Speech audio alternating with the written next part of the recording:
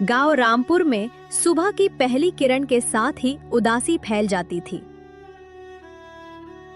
फटी हुई थी, जैसे किसी ने उसकी उम्मीदों को चीर दिया हो। कुएं का पानी आधा रह गया था।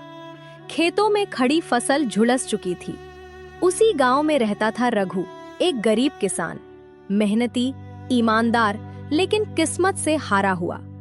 रघु सूखे खेत के बीच खड़ा आसमान की ओर देख रहा था। हे भगवान, मैंने मेहनत में कोई कमी नहीं रखी, फिर भी मेरी फसल क्यों सूख गई? रघु की पत्नी सीता बैठी थी। घर में बस थोड़ा सा आटा बचा था। उनका बेटा गोलू कोने में बैठा था। माँ, आज दाल बनेगी? सीता की आंखें भर आईं। बेटा, आज सिर्फ रोटी है, दाल कल बनाएंगे। रघु अंदर आया। उसकी आंखों में थकान और चिंता साफ झलक रही थी।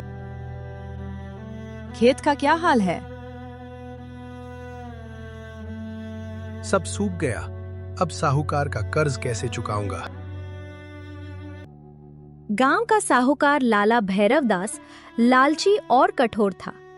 रघु डरते डरते हवेली पहुंचा। कर्ज का समय पूरा हो गया, पैसे लाया? लाला जी, इस बार फसल सूख गई, थोड़ा समय दे दीजिए। मेरे पैसे मजाक नहीं है। 1 महीने में पैसे नहीं दिए तो खेत मेरे। के पैरों तले जमीन खिसक गई। एक रात अचानक आसमान में बादल घिर आए, बिजली चमकी, फिर तेज बारिश शुरू हो गई। रघु बाहर दौड़ा।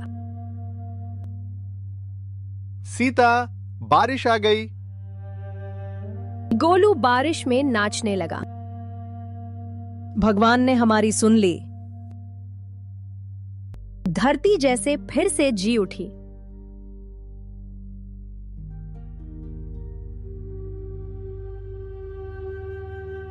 रघु ने फिर से बीज बोए, दिन रात मेहनत की।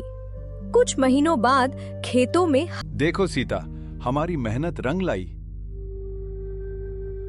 किस्मत भी उसी का साथ देती है जो हार नहीं मानता। फसल अच्छी बिकी। रघु सीधे लाला की हवेली पहुंचा।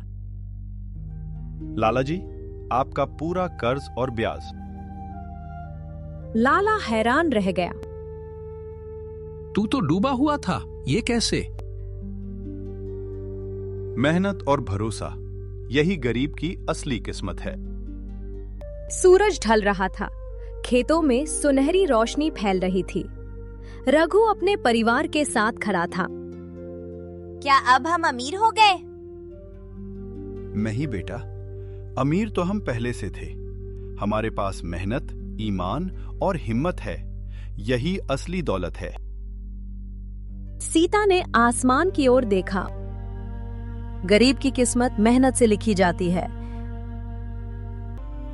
किस्मत कभी भी स्थायी नहीं होती। हालात बदलते हैं, लेकिन जो इंसान मेहनत और उम्मीद का साथ नहीं छोड़ता, उसकी कहानी एक दिन जरूर बदलती है।